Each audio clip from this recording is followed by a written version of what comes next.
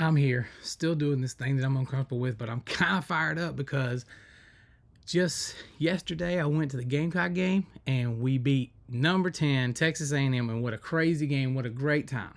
But it perfect for me to talk about the next step in my journey, because as a Gamecock fan, I probably made some choices that was more for my Gamecocks and not for my health. So we'll fast forward. As I left you, I told you how I found out about me being uh, having the chronic kidney disease. So, fast forward, they told me I had it. I didn't see any symptoms. Nothing was going on. This first month was crazy, and I go to the Clemson and Carolina game, and I'm really tired. And Carolina won 31-30, if we all remember, in 2022 of November, and kind of tired, didn't know. And then they tell me all this. I have no symptoms other than being a little tired, and then all of a sudden December hits, and me and like she's like a grandma to me, closest somebody could be without being family, but she is family. Me and her was doing a challenge with each other about how much water we could drink a day, and no doctor, nobody, no nurse, nobody told me in that emergency room when they told me all these symptoms and stuff of the chronic kidney disease, and they didn't know how far I was because I hadn't had the biopsy and everything, not to drink fluid. You can't drink fluid. So if you didn't know, don't drink fluid. So we're trying to drink as much water a day because we was trying to lose a little bit of weight, and we're challenging each other, and I'm drinking over a gallon a day. So I'm doing nothing but putting flat weight on me like nobody's business. So from like December 1st to December 27th, I gained 143 pounds.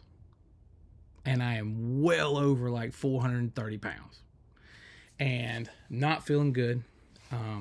We go into our Christmas break at work, and I'm at home. I can barely make it from my seat to the bathroom. And when I go to the bathroom, there's not a whole lot going on there. Chronic kidney disease. But I can barely make it there. I can barely make it in the bed. When I sleep, I'm not snoring, but breathing so loud you can hear me in the other room. My wife hardly got any sleep that whole month because she was worried about if I was going to make it or not. Couldn't breathe. I was putting so much pressure on my heart and on my all their organs, being all this big weight. And all comes down to the day after Christmas. The day after Christmas, I am so bad. Like, they don't know what's going on. I can't do it. So they admit me in the hospital. They admit me in the hospital. They said, man, your blood's totally covered with water and toxins and stuff, and you're just bad. Just real bad. And they leave me in there for like 3 days, and they're telling me all this, and they're like, we're gonna have to just leave you here until you go to dialysis. We're gonna have to put a port in your chest, and you're gonna go to dialysis, and we're probably gonna be after the beginning of the year. And I'm like, whoa, wait. I bought tickets for my dad and me, and I'm going with my best friend and his son. We're going to Florida to watch the Gamecocks play in a bowl game against Notre Dame. Like, I got to go to that. And these doctors like, I don't think you understand. Like, you could possibly die. And I'm like, no, I got to go to that game. What do we got to do to get me to go? So they actually give me a blood transfusion. And they give me all the stuff like the B12 and all that stuff and the stuff that they give you for, to to soup you up. And a blood transfusion, give me that fresh blood. You know what I'm saying? And I take that fresh blood, and I get out of there the day before we have to leave to go to the ball game.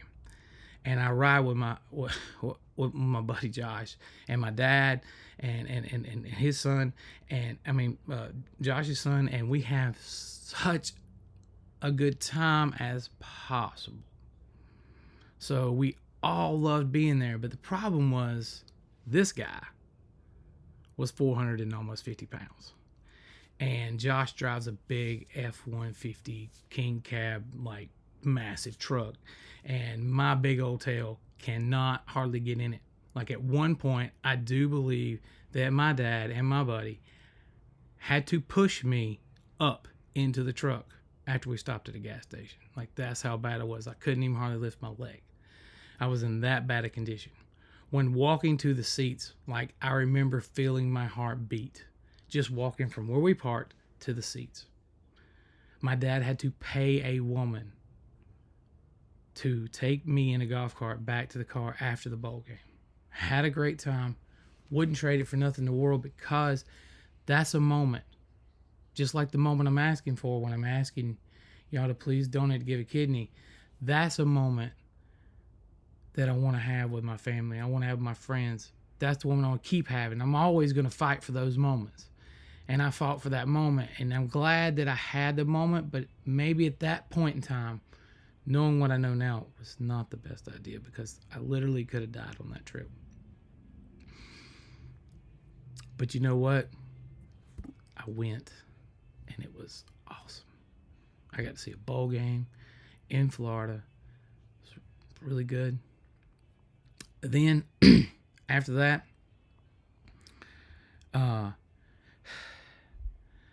come home, horrible, just horrible shape. Basically lived in the bed because I didn't even have the energy to get up. Like that trip took everything out of me. It took everything out of me. January the 3rd rolled around. I go into the knife. They put a port in my chest, like right here, which is crazy. It's near your heart, and it's tied to your heart. And that's where they take the fluid out, and they take out the toxins, and then they put in the clean blood. And that's what dialysis does. But now, I use this. As you can see, recently just been in dialysis. So this is what I look like 3 or 4 days a week as I have this on me. But before I ever got to this, they had a port in my chest, and they just hooked it up like a washing machine, a red and a blue port. And they hooked it up. Bad blood goes out, clean blood comes in. Clean takes the water off your blood. From January the 5th, my very first dialysis clinic, which the great nurse on hand, Jenna Westmoreland, she showed me everything. And still this day, I wouldn't be here if it wasn't for her and that great team at dialysis clinic on Dillon. And but they walked me through everything, tell me about the fluid, and I'm like, stop drinking as much. Then we're talking about any fluid. Water is just as bad as a shot of liquor. You know what I'm saying? Like, it's all the same. If it's fluid, it's fluid. It's on your body. Can't have it. And so I end up losing 135 pounds of fluid through the month of January. And things are starting to turn around. I actually got to go with my buddies, twin sons. I got to take them because I was feeling better to see WWE SmackDown, which y'all know I love, and was feeling great and was doing better. And I thought, okay, well, maybe I can do this because, I'm going to push myself to the limits. I'm still coaching. I'm still umpiring. I'm still out there doing whatever. Can't nobody slow me down. I'm just going to do whatever. I'm still working. I also go to work at 3 o'clock in the morning, even though I had dialysis earlier or before I go to dialysis, and then go to dialysis and then go to work, and I'm doing it all. And I'm thinking that this is the best mode. And then we go and we hire somebody new at work, and I get excited about that because I love training new people. I love showing people anything about my job because I love my job. And this girl turns out to be fantastic. Couldn't ask for no better. She's still fantastic. She's still great. And so we start working, this thing starts going good, and I'm moving through February, and then I think I got a hold of this thing. Like, there's nothing I can't handle, even if I'm on dialysis. I know I still need to lose a little bit of weight so I can get this transplant thing that seems like it's so far off. But then something's going to happen. And that's where, welcome to the cliffhanger. I'll see you next week as things start to change in my life.